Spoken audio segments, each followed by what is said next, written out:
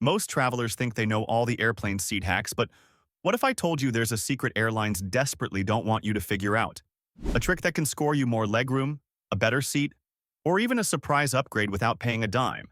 In this video, we're unlocking the hidden moves airlines quietly keep under wraps, and once you know them, you'll never fly the same way again.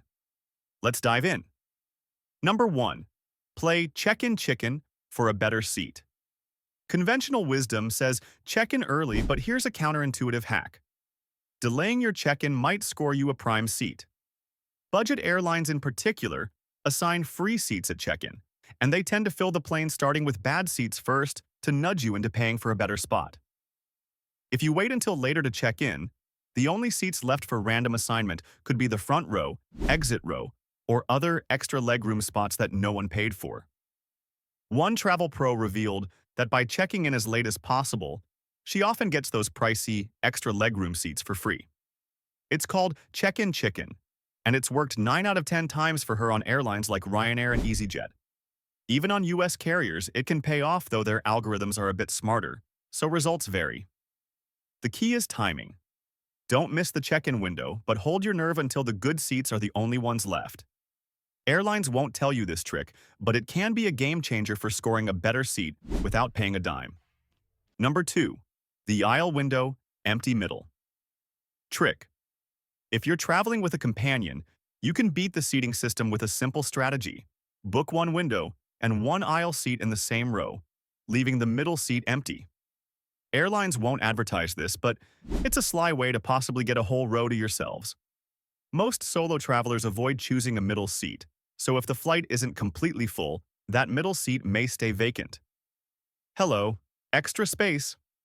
A family travel blogger went viral on TikTok for using this hack to score an entire row for her and her husband. Frequent flyers have quietly done this for years.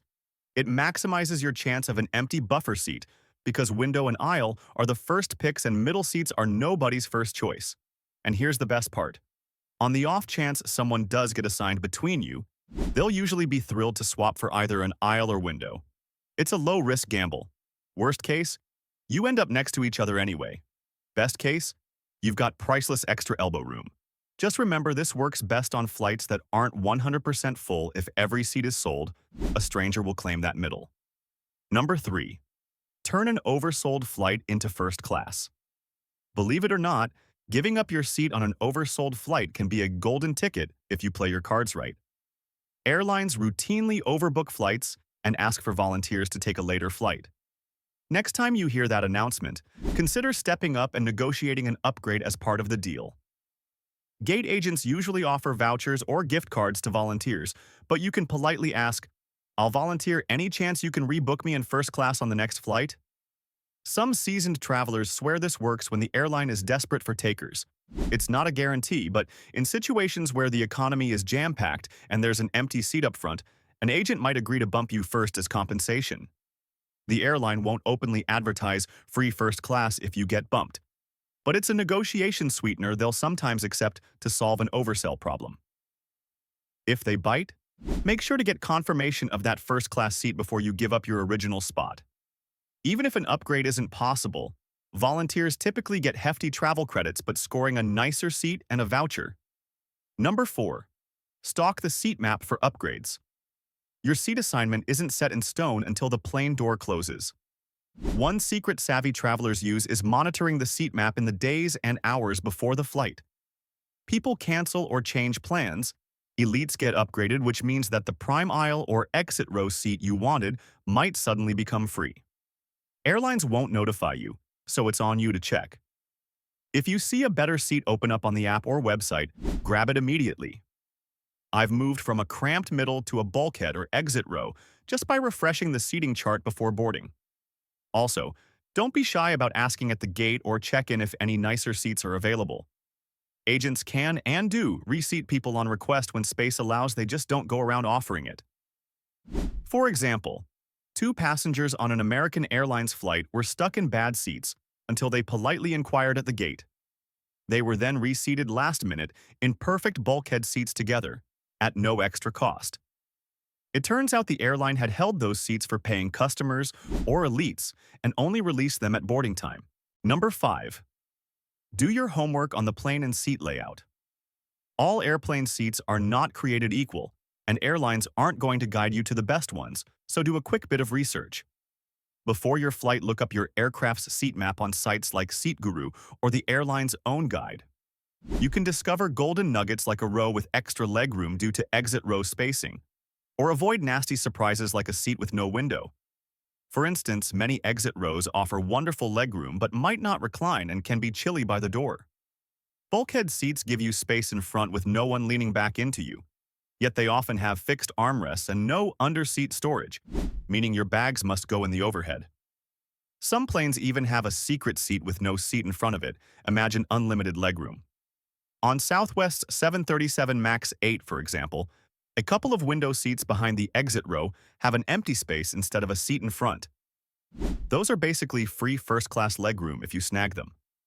Conversely, the last row of the plane often doesn't recline and is right by the bathrooms. Not exactly a restful combo. The airline's not going to flash a warning sign on those. By checking a seat map guide, you can pinpoint the best seats for your specific flight. Number 6. Don't bite on the pay for your seat trick. Airlines love to push seat selection fees, implying you must pay extra or risk sitting in the worst spot. Here's a secret. Every ticketed passenger is entitled to a seat, even if you don't pay to choose one. Carriers quietly play a seat reservation game, where they block off tons of decent seats as premium or preferred for as long as possible, sometimes up to the day of the flight, hoping people will cough up $30 to $50 to reserve them. In reality, many of those seats would go out empty if not assigned, so the airline eventually gives them free to whoever didn't pay. A 2025 travel report noted one American Airlines flight where almost every aisle and window seat shown as paid options. Even hours before departure, the airline was holding them back for elites or last-minute buyers. Only at boarding did they end up seating volunteers in those spots for free. The truth is, airlines won't tell you that paying is optional and that they routinely withhold more good seats than they'll ever sell. If you're flying solo and don't mind where you sit, you can often skip the seat fee and still end up in a decent seat once they assign the leftovers. I've seen $0 seat assignments in exit rows and front sections for those who waited. That said, use caution if you need to sit with family or have particular needs. In those cases, it might be worth paying to lock something in. But if your plan was to pay just to avoid a middle seat, consider rolling the dice. Number 7. Pick flights that aren't full. Want an almost guaranteed way to get more space? Fly when others don't. Airlines won't tell you which flights are typically emptier. They want every plane packed, but generally midweek flights and off-peak hours see fewer passengers. A Tuesday 6 a.m. flight is far more likely to have empty seats than a Friday afternoon one. Fewer passengers means a higher chance that the seat next to you stays open. Even on a normal flight, seats tend to fill from front to back, as people prefer being closer to the exit. So choosing a seat toward the rear can improve your odds of an empty neighbor, especially if data shows the flight isn't full. I've intentionally sat in the last few rows on lightly booked flights and ended up with no one beside me while folks who chose the front were shoulder to shoulder. Sure, you might be last off the plane, but personally, I'll trade a 2-minute longer walk for an extra inch of personal space any day. Number 8. Pounce on last-minute upgrade offers. Airlines make huge profits selling seat upgrades, but when premium seats don't sell out, they quietly offer last-minute deals to fill them. Keep an eye on your email and app notifications starting 5 days before departure. U.S. airlines often invite you to bid or offer a fixed price upgrade. At online check-in, you might see upgrade to first class for $150, which is a fraction of the original price. Airlines rarely advertise these deals because they prefer full fares but would rather earn something than fly with empty seats. Even at the airport, prices can drop further at the counter or kiosk.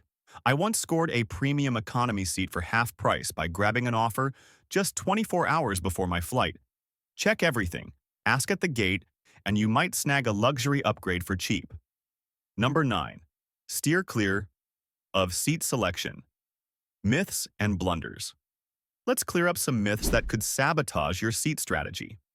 First, the old tale that dressing up will get you a free upgrade is totally false today. In 2025, upgrades are strictly handled by loyalty status, miles, or paid offers, not by who's wearing a suit. Wear what's comfortable instead of hoping a fancy outfit scores you first class. Next, don't pick seats blindly. That perfect front row seat? It might have no under-seat storage. Exit row? Some don't recline. Airlines won't warn you if a seat lacks a window or is next to a noisy galley.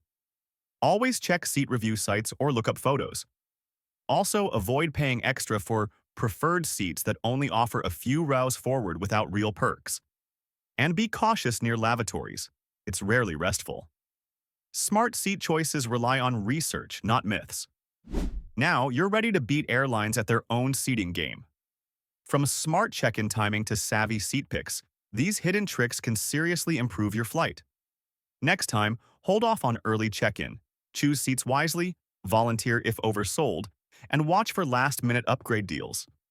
Enjoy extra legroom, empty middle seats, and surprise upgrades and happy travels.